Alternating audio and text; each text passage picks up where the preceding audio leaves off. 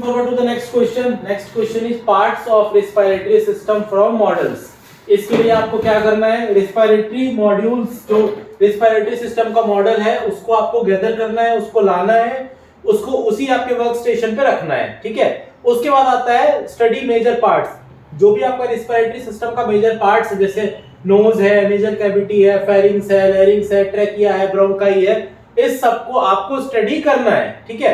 Lungs हो गया, इसमें आपको लोब्स को पढ़ना है, ब्रोंकाई को पढ़ना है, एल्वियोलाई को पढ़ना है, ठीक है। उसके बाद प्रैक्टिकल एक्सरसाइज, आपको अगेन सारे जो पार्ट्स हैं उस सारे पार्ट्स को लेबल करना है, उस सारे पार्ट्स के नाम को लिखना है, ठीक है। और उसके जो की स्ट्रक्चर है, उसके जो की फीचर्स हैं उस सबको भी आपको नोट डाउन करना है। और उसके बाद आपको जो भी मेजर पार्ट्स हैं उस पार्ट्स को आपको पढ़ना है, स्टडी करना है, उसके स्ट्रक्चर को, उसके फंक्शन को, और अगेन आपको टेस्ट की हेल्प से अपने नॉलेज को चेक करना है कि आपने कितना पढ़ा है, ठीक है। Moving forward to the next question. The next question is digestive system from models. जैसा अभी आपने पिछले प्रैक्टिकल में रिस्पिरेटरी सिस्टम के बारे में पढ़ा था, ठीक उसी तरीके से आपको यहाँ पे डाइजेस्टिव सिस्टम के पार्ट्स को पढ़ना है, ठीक है। जैसे कि आपका माउथ हो गया, फेरिंग्स हो गया, ओइसोफेगस हो गया, स्टमक हो गया, स्मॉल इंटेस्टाइन हो गई, लार्ज इंटेस्टाइन हो गई, एक्सेसरी ऑर्गन्स हो गए, इस सब के बारे में आपको पढ़ना है। इस सब के शेप के, साइज को, फंक्शन को आपको आइडेंटिफाई करना है, इसके लोकेशन को आइडेंटिफाई करना है, ठीक है। और उसके बाद आपको अपने नॉलेज को चेक करना है क्वेश्चंस की हेल्प से कि आपने जो पढ़ा है वो सही है या नहीं है, ओके।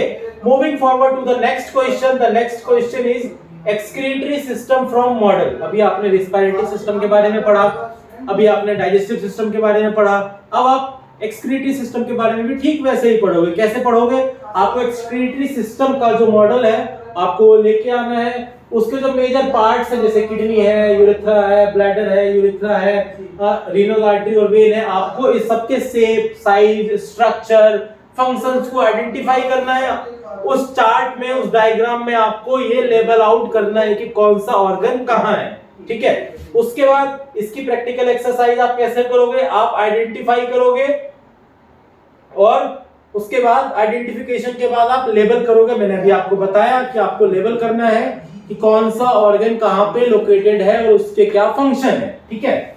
उसके बाद रिव्यू कैसे करोगे? आप रिव्यू करोगे, आप जो भी आपने पढ़ा है उसके बारे में जो क्वेश्चंस हैं, प्री डिफाइंड क्वेश्चंस हैं, उन क्वेश्चंस की हेल्प से आपको अपने नॉलेज को टेस्ट करना है, okay. Moving forward to the next question. The next question is to measure pulse rate. आपको पल्स रेट कैसे मेजर करना है किसी भी पेशेंट का, ठीक है। सबसे पहले आप क्या लाओगे? एक चेयर लाओगे जिसपे पेशेंट बैठ सके, कंफर्टेबल हो सके। आप एक स्टॉप वॉच या रिस्ट वॉच लाओगे, ठीक है। उसके बाद आप पल्स रेट को चेक करने के लिए जो भी साइट है, पहले तो आप ये डिसाइड करोगे कि पल्स रेट हमने चेक कहां से करना है। रेडियल पल्स लेना है, आर्टेरियल पल्स लेना है, ठीक है। हाथ वाले को इसको हम रेडियल पल्स बोलते हैं, इस वाले जो हमारे नेक के पास रीजन है इसको हम आर्टेरियल पल्स बोलते हैं, ठीक है। उसके बाद इसके अलग अलग स्टेप्स हैं। सबसे पहला स्टेप है पोजीशन। जो पेशेंट है वो कंफर्टेबली सिट डाउन होना चाहिए और पल्स को आपको लोकेट करना है कि पल्स आप कहां से लेना चाहते हो।